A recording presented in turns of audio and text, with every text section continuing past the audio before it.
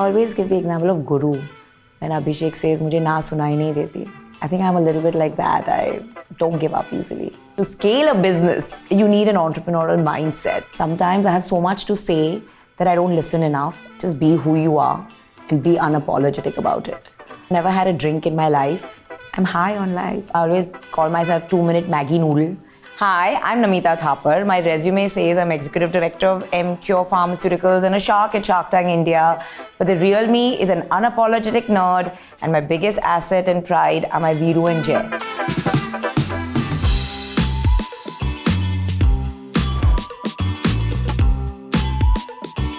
Namita, welcome to Qunba. Our opening question for today. What's the most common myth that you want to bust about leadership? That you have to be serious to be taken seriously. I think you can have a great time if you love what you do, and you don't always have to have this quintessential, very serious look about you. There are videos I've posted of dancing at Shark Tank, high slit at Cannes, and it's all about having that balance of being the shark and the dolphin. So there is an aggression that you need to have. There's a sense of urgency that you need to have, which represents a shark. And then there's kindness and empathy that you need to have that represents a dolphin. So you don't have to pick and choose. You can be multiple things and have fun while doing it. So there are some serious investors in the country that have also alluded that Shark Tank is a TV show and not to be taken really seriously. How would you like to address that? I think that's a great question you've asked me. So there are a lot of investor friends of mine as well who are like, oh, the Shark Tank is, it's all a sham, it's not serious, it's a joke. I mean, many adjectives and choicest words have been used for it. And I would like to just give you 2 data points. Number one, I meet tons of people where there are 60-year-olds to 10-year-olds to caterers to CEOs, classless, ageless, genderless. They walk up to me and they know the meaning of EBITDA and equity and cost of acquisition. And what I paid a lot of money to learn in business school, we have taught the country through simple storytelling. I think we've done a service to the nation, so please take the show seriously. Secondly, I had my first exit on Shark Tank, partial exit, where one of the companies, Rare Planet, when I invested, I was a solo investor. They had 4 airport stores. They work with artisans and have handicrafts. Right now, they have 45 airport stores. And I exited at 3.5 times the money I put in within 18 months. That's a good exit. So it is a serious show. It is doing a lot of good for the country. So guys, wake up and smell the coffee. Inheritors or second gen, third gen are generally called Nepo kids. What's your perspective and take on it? It always amuses me when this comment is made, because if you look at the sheer numbers, India is ranked number 3 in terms of just the number of family businesses we have globally. And also, I think something like 79 or 80% of our GDP comes from family businesses. So when we're such an important contributor, I think we need a little bit of more respect and seriousness as second and third generation, because to scale a business, you need an entrepreneurial mindset. That is number one. And, secondly, I've realized that you cannot change people. Like I said earlier, ignorant people will continue to be ignorant. So just ignore. For somebody who's seen the journey from a 500 crore to a 6,000 crore enterprise, what do you think are some of the key elements that leaders need to possess as traits in taking an idea from paper to a billion-dollar company? So there are 2 key things. One is when you scale to that extent, you're going to see a lot of failures and setbacks along the way. You need to have the stomach for that and look at them as learning experiences. And the second thing is the execution rigor. It's all about the attention to details and consistency and discipline. And if you crack that execution rigor, that's what it's all about. You have a very different definition of a CEO and not the quintessential, conventional chief executive officer. Can you touch upon that? I think the definition of CEO is authenticity. Just be who you are and be unapologetic about it. No one can define you and no one can set your boundaries and limits. If you want to dance at Shark Tank and put a reel, do that. If you want to go to Cannes wearing that high slit, do that. If you want to be loud and you want to be a basanti and you want to talk about your IVF and perimenopause because you think it helps people, do that. Nobody should tell you what you need to be. You decide who you are and what you need to be. What are some leadership traits that you very keenly look for in founders when you invest? Hunger, humility, they better know their numbers really well. And the most common piece of career advice that either you've received or you've heard people give each other, but Namita just completely disagrees with. My favorite one is a 70-hour work week. By all means, if you want to change India, you want to have a big impact, why 70? Do 140-hour work weeks. But then for God's sake, don't get married and don't have kids because you owe it to your spouse and your kids to give them some time. 3 ways you think women can navigate power structures or male bastions in careers today. Number 1 is that they need to internalize that there's no balance. Someday your work's going to take a priority and your family's going to suffer. And some days your family will be a priority and your work will suffer. So internalize that, accept it, your life will become a lot easier. Secondly, learn to say no. We're not very good at that. Thirdly, ask for help. We're not very good at that. Take feedback more productively. Please don't start crying. You're going to miss out on some really good feedback if you get emotional about it. And fifth, there has to be sisterhood. As a community, women need to really support, empower, celebrate, champion, mentor each other. So let's have that community sisterhood to really get the cause to a new level.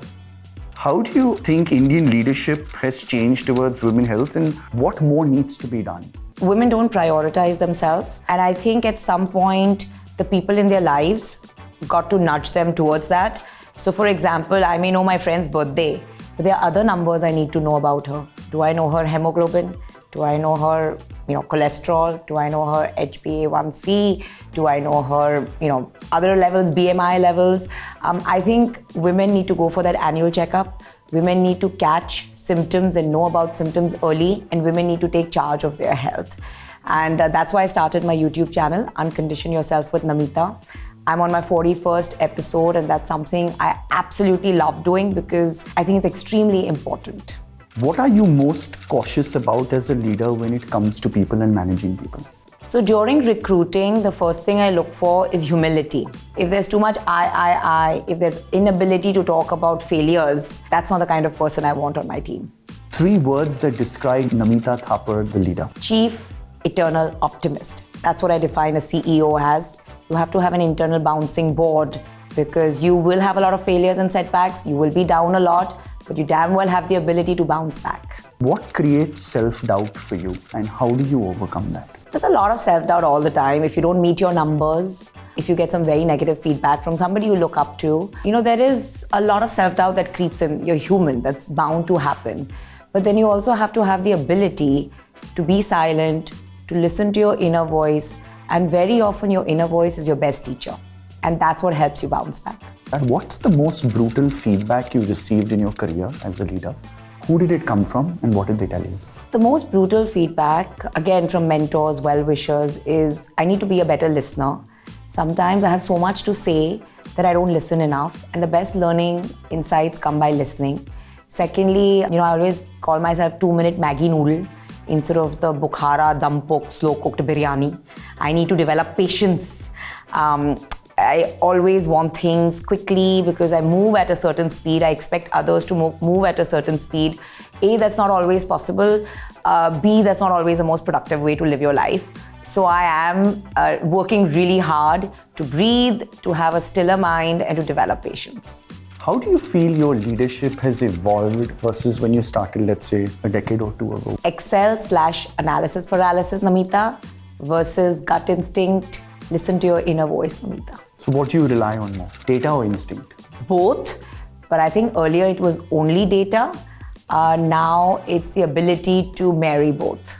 What's the one failure, an important lesson, that you've learned late but understood human beings and people more through that failure? I had the bad habit of always trying to solve things for people. Out of empathy, out of my heart being in the right place. And sometimes when you're always trying to solve things for people, you tend to become a bit judgmental and try to give a little bit of gyan. And whether it was my son who taught me this, that, Mom, it's nice sometimes to let people have their own journeys. And it's nice sometimes to just let them be, knowing that you're there if I need help. But don't try to solve things, because when you try to solve things, you become a little gyani and judgmental. And that's brilliant advice that I've used in my workplace as well and has really helped me. What's a difficult leadership decision that you've had to take that you're most proud of as a leader? My transition from CFO to heading the India business. I did not know much about sales and marketing. It was very new to me. And there were many people in the company who were very apprehensive of my transition to this new role. It was bold on my part to want to do something that was so outside my comfort zone. But it's the best decision I've made because I learned a lot. I brought a fresh perspective, and I think it's a win-win for me and the company. How do you deal with conflict and create space in your leadership for dissent in your team? The best advice my favorite mentor gave me was, ego is your biggest enemy. And the day I internalized that and I realized that any action, thought, or decision that stems out of ego is not a good one, a lot of things in my life changed. And so the way I deal with conflict, dissent, disagreements by strong people who I like to hire is always by putting my ego aside and being more of an observer and listener and being able to understand their perspective, and always the best outcomes come from that. There's been a lot of focus post-COVID, Namita, on empathy in leadership. How do you as a leader balance and square this off as being compassionate, yet driving people really hard for results? So I think compassion comes from when you listen to their perspective, you respect their perspective, but at the same time, people know that when Namita walks into the gates of Emcure, it's always company first. Then there's no person. It's what's best for Emcure. And if you talk to them in those terms, that this is good for Emcure, this is the reason why it's good for Emcure, and these are the numbers that substantiate my reasons, and you make it very professional and not personal, then it's a very compassionate way of giving tough messages, and that always works. And what's your advice to young leaders watching this? How do you give feedback to people, to professionals, let's say to CXOs? Always one-on-one. Because when it's given in public, feedback to anybody, there's so much emotion that comes in that you discount the message. So the number one rule of feedback is always give it one-on-one. The number two rule is it always has to be backed by numbers, facts, and has to be as specific as you can, because then it takes the personal out of it and makes it very professional and fact-based. So these are the two rules I follow for feedback. And the one thing you discovered late about leading people? That you can't change everybody. I used to have a little bit of a Mother Teresa, again, that solving attitude that I can help, I can change people. But you give somebody a chance a couple of times, but you can't fundamentally change a person. And so if you feel that their personality type is not a good fit for Emcure's goals, don't try to change them. Let them go sooner rather than later, because that's what's good for the company.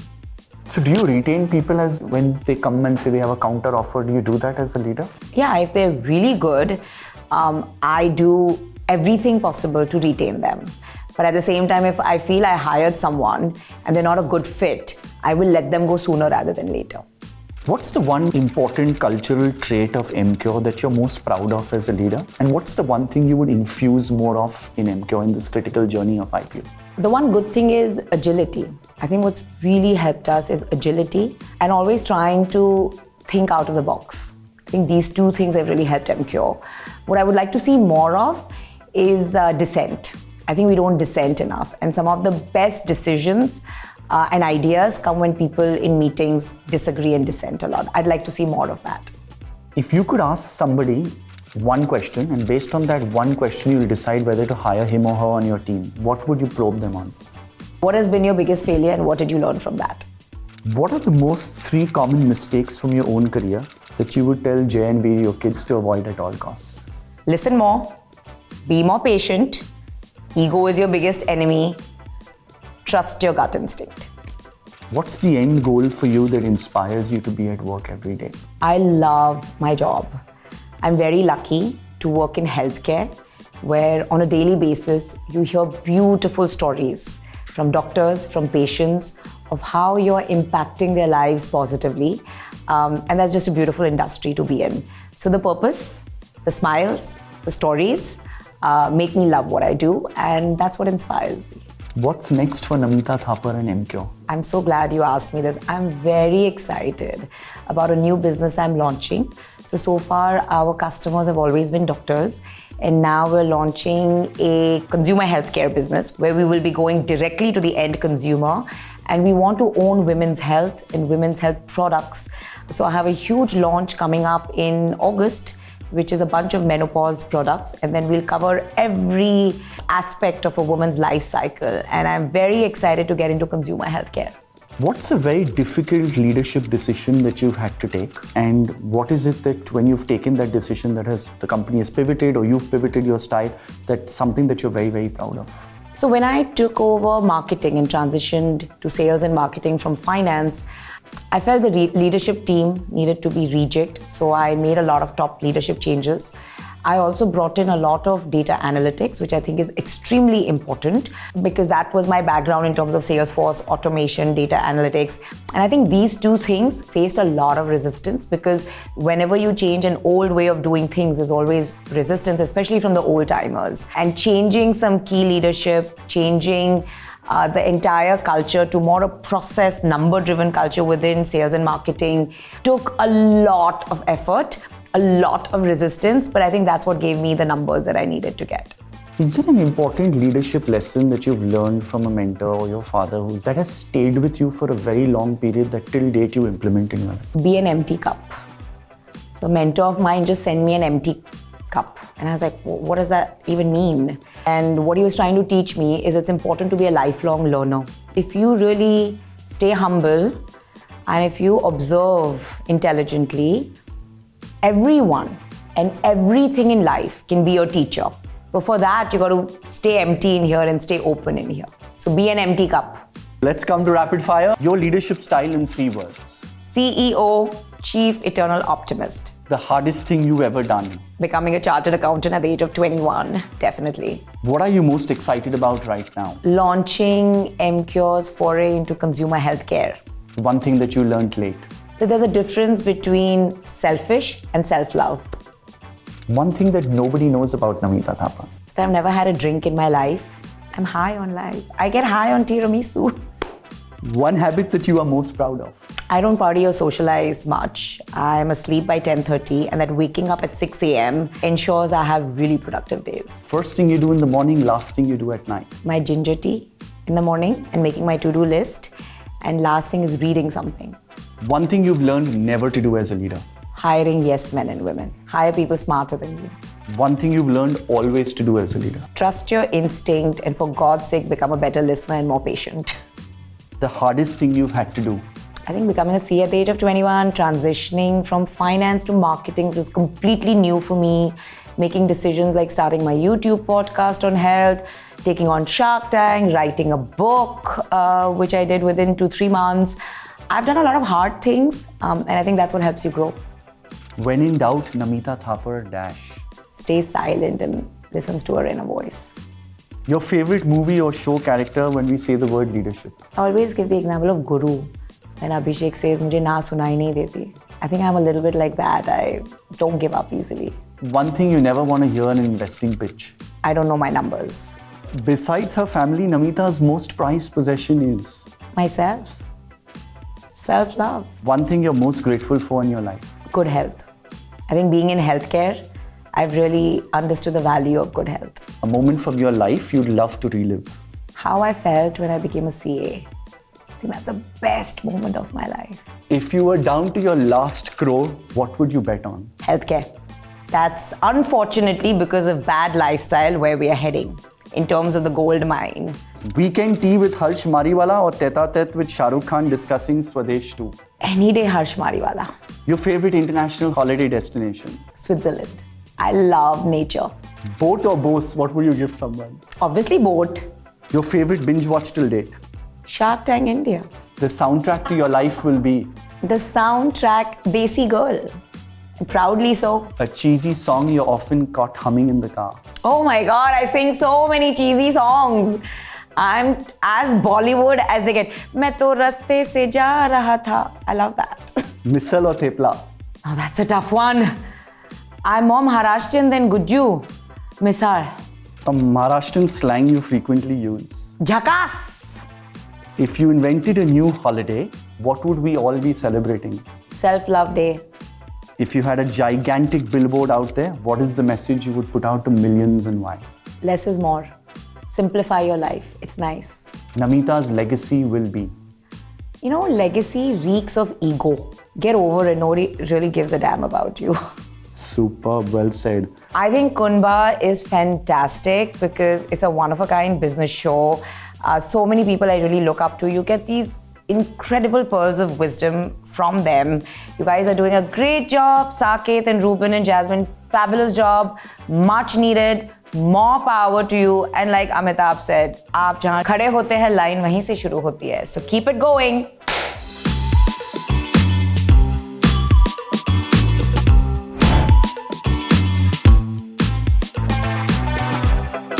Oh, I forgot. Yeah.